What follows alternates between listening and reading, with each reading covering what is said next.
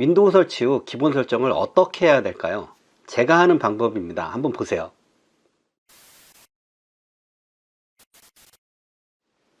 안녕하세요. 테크유닛 구참입니다. 먼저 영상에서 제가 SSD를 교체를 하고 윈도우즈를 설치를 했어요. 새롭게. 윈도우를 설치를 하고 나면 뭔가 초기 셋업을 좀 해줘야 되는데요. 이건 개인마다 약간씩 차이가 있습니다. 다만 제가 좀 윈도우 설치하면 항상 하는 게 있어서 그걸 좀 정리를 해서 말씀을 드리려고 그래요. 구글이나 유튜브에 보면 윈도우 최적화, 윈도우 초기화 이런 거에 대해서 영상이나 글들이 많이 있는데 그런 것들은 다 좀 개인적인 성향이 강해요. 오늘 제가 말씀드릴 것도 저에 맞춰서 하는 거라서 보시는 분들은 각각의 영상이나 글들을 보시고 난 이런 게 좀 필요하겠다 라고 생각되는 부분이 있으면 그거에 맞추시면 돼요.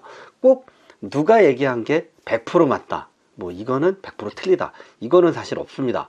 내가 쓰기에 어떤 게 편한가, 그거를 이제 선택을 하는 것 뿐이죠. 노트북 화면을 보면서 말씀을 드릴게요. 노트북을 부팅을 하고 나면 첫 화면입니다. 지금 이 상황이 먼저번 윈도우 설치한 이후에 제가 다시 처음 켠 상황인데요. 화면을 보면 이 노트북은 1920, 1080을 지원하는 풀 HD 액정을 가지고 있어요.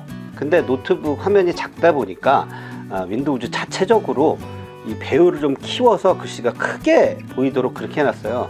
그러다 보면 화면에 보이는 정보가 많이 보이질 않거든요. 그거를 좀 조절을 해야 됩니다. 빈 화면에 오른쪽 마우스를 찍고 디스플레이 설정을 들어가셔서 보시면 여기 보면 배율 및 레이아웃에 150%로 되어 있어요. 1920, 1080에 150%면 그냥 HD 화면 1333에 768인가요? 그 배열 정도밖에 안 되기 때문에 굉장히 좁아 보입니다, 화면이. 그래서 요거를 조절을 할 거예요. 저는 120%로 쓸 겁니다. 이 정도 되면 HD 플러스 화면인 1600 곱하기 900 해상도 정도가 나옵니다. 대략 아주 딱 맞지는 않지만 그래도 전 이게 제일 13인치에서는 어울리는 화면이라고 생각을 합니다. 이거를 100%로 해서 1920, 1080을 하면 글씨가 굉장히 작아져요. 이게 제가 노안인가 봐요. 그래서 저는 120%로 맞춰서 쓸 거예요. 이렇게 120%로 맞추면 상당히 화면도 널찍해 보이고 글자도 그렇게 작아 보이지 않기 때문에 전 이 사이즈로 쓸 겁니다. 두 번째로 바꿀 설정은요, 이 배터리 부분을 왼쪽 마우스로 클릭을 하면 여기가 지금 최대 배터리와 최고 성능의 중간으로 설정이 되어 있어요. 이게 아마 기본값일 거예요.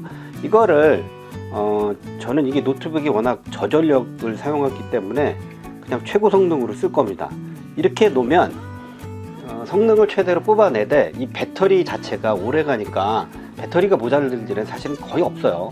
그리고 어댑터가 있기 때문에 항상 연결해서 쓴다라고 치면 배터리로 사용하는 시간을 늘리기 위해서 성능을 포기하는, 저는 그걸 안 하려고 그냥 이걸 최고 성능으로 올려 놓겠습니다.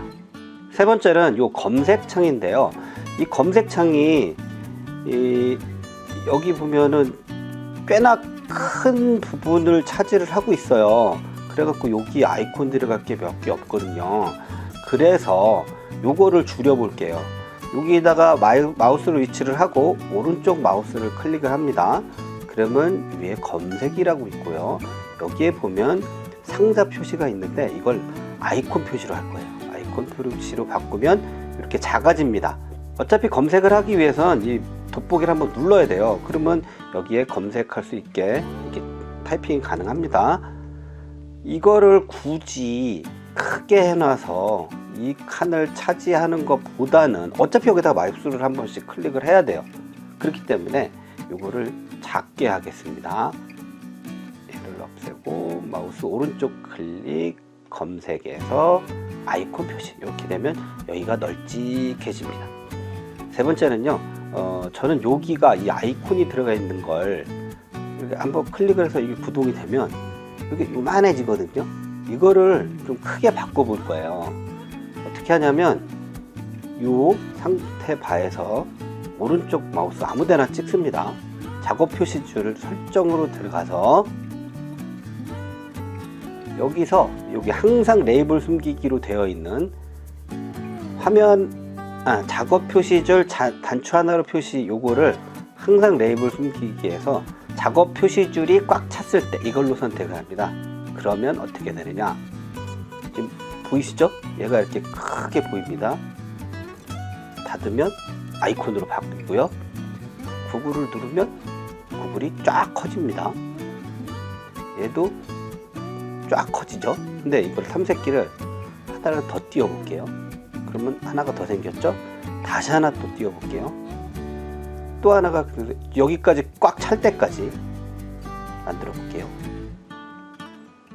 만들면 상당히 많이 만들어야 되네요. 가자, 계속. 어디까지 가는지 한번 해보자. 예, 이렇게 꽉 차면 얘가 하나로 쫙 몰아들어요. 대신에 여기서 올리게 되면 이렇게 선택할 수 있는 부분이 나오는 거예요. 그래서 탐색기만 봤을 때는 이 기능이 그닥 필요가 없는데요.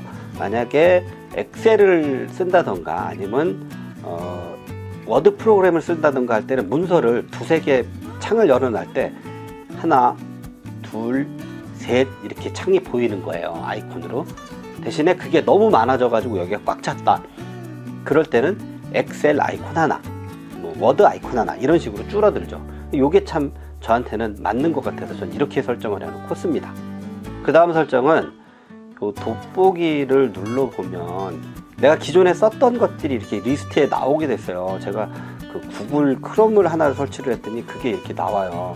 이거 말고도 다른 문서를 작업을 했다던가 웹페이지를 방문을 했다던가 영상을 봤다던가 이런 것들이 여기 쭉쭉쭉쭉쭉쭉 이렇게 나오게 돼 있어요. 저는 별로 안 좋은 기능이라고 생각해요. 본인이 기존에 어떤 업무를 했는지 기억을 못한다. 그럴 때는 유용한 기능이겠지만 사실 본인이 뭘 했는지 기억도 못하지는 않잖아요. 이거 별로 필요 없습니다. 이거 지워볼게요. 요 밑에 시작 버튼을 누르시고요. 여기 톱니바퀴가 설정입니다. 설정에 들어가셔서 밑으로 내려보시면 개인정보라고 있어요. 개인정보에 작업 기록이라고 있습니다. 작업 기록에 보면 이 장치 내 활동 기록을 저장하게 되어 있거든요. 이게 내가 뭘 하게 되면 거기다 저장을 하겠다 이 의미예요. 이거 빼버릴게요. 그리고 활동 기록을 지우겠습니다. 이걸 지우고 나면 자 가볼게요. 누르면 네, 없어졌죠. 이제 안 나타나요. 뭘 해도. 다만 본인이 작업을 했던 걸 기억을 못 하겠다, 나는 잘 까먹는다, 내가 무슨 문서를 봤는지, 그럴 때는 그걸 다시 제가 말씀드린 걸 역순으로 해서 활성화 시키시면 됩니다. 설정에서 하나 더 볼게요. 아까랑 똑같이 개인정보로 가셔서요, 여기 피드백 및 진단이라고 있어요. 이게 뭐냐면 마이크로소프트에 진단 데이터를 얼마나 보낼지 선택합니다 라고 되어 있는데요, 내가 쓰다가 뭔가 약간의 문제가 발생을 했다든가 내가 했던 거에 대한 기록이라든가 이런 거를 마이크로소프트에다가 진단 데이터로 보내겠다는 의미예요. 이거 별로 의미 없거든요. 내가 뭘 쓰고 어떻게 됐는지 그걸 왜 마이크로소프트에 보냅니까? 만약에 무선 데이터, 핫스팟이나 이런 걸 쓴다 그러면 데이터도 소모가 되고요. 그리고 또 백그라운드 작업을 계속 해야 되니까 배터리도 닳고요. 그래서 저는 이걸 안 쓸 겁니다. 진단 데이터를 삭제를 하고요. 그 다음에 여기서 피드백을 하지 않습니다. 피드백 안 할 거예요. 이렇게 놓으면 네, 여기 선택 화면이 하나가 전체를 모든 거에 대한 거를 다 보내겠다 이렇게 돼 있거든요. 그거 그냥 오류가 났을 때 그 정도만 보내겠다, 이렇게만 바꿔 놓으시면 돼요. 그래서 백그라운드 작업이라든가 데이터 작업을 하지 않도록 막아 놓겠습니다. 그 다음으로 또 하나 설정해서 바꿔야 되는 게, 이 설정 버튼을 사실은 얼마나 많이 쓰고 얼마나 유용하게 쓰고 얼마나 잘 쓰느냐에 따라 컴퓨터를 사용하는 레벨이 높냐 낮냐 이런 차이가 좀 발생을 합니다. 그래서 이 부분에 대해서 겁내지 마시고, 만약에 뭐가 꼬여 가지고 윈도우즈가 꼬여 있다, 데이터 아직 뭐 여기에 들어가 있는 거 없으니까 그냥 밀고 새로 깔죠. 뭐 윈도우즈 자주 깔아 보면 그것도 계속 실력이 느는 거니까요. 겁내지 마세요. 설정에 다시 들어가서 업데이트 보안으로 가겠습니다. 업데이트 및 보안으로 가셔서 아이고, 업데이트가 굉장히 많이 쌓여 있네요. 이거 다시 하면 업데이트가 설치가 되는 거예요. 자동으로 됩니다. 여기 중에 메뉴 중에 배달 최적화라는 메뉴가 있어요. 배달 최적화를 보면 이 의미는 뭐냐면, 내가 계정을 A라는 PC에도 쓰고 B라는 PC에서도 쓸 때, 노트북, 집의 데스크탑, 그 다음에 회사의 데스크탑, 뭐 이런 식으로 쓸 때 서로 간에 데이터를 공유를 하고 다운로드를 하겠느냐, 이 의미거든요. 이거 할 필요 없어요. 보통 외장하드나 USB로 하고 네트워크로 잘 하지는 않거든요. 그래서 저는 이거 안 할 겁니다. 이거 빼시고요. 이거 필요 없는 기능입니다. 아니, 저한테는 필요 없는 기능입니다. 혹시 필요하신 분들은 빼지 말고 쓰세요. 그 다음으로 할 설정은 설정에서요, 업데이트 보안에 가보시면 윈도우즈 보안이라고 있습니다. 윈도우즈 보안에 가보시면 윈도우즈 보안 열기 뭐 이런 식으로 있어요. 여기를 열어볼게요. 열어보시면 그 바이러스 위협 방지가 있어요. 이게 그 윈도우즈 디펜더거든요. 이 윈도우즈 디펜더를 사용을 하지 않으시는 분들이 많더라고요. 예전에는 그 윈도우즈 그 자체적으로 갖고 있는 그 보안 백신 프로그램이 성능이 다른 유료 서비스들에 비해서, 하다못해 무료 서비스들에 비해서 많이 떨어졌었어요.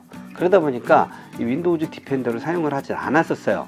근데 요즘 바이러스 백신을 그 성능을 테스트하는 사이트에서 보면 윈도우즈 디펜더 성능이 굉장히 높게 잘 나오는 걸로 지금 보고가 되고 있어요.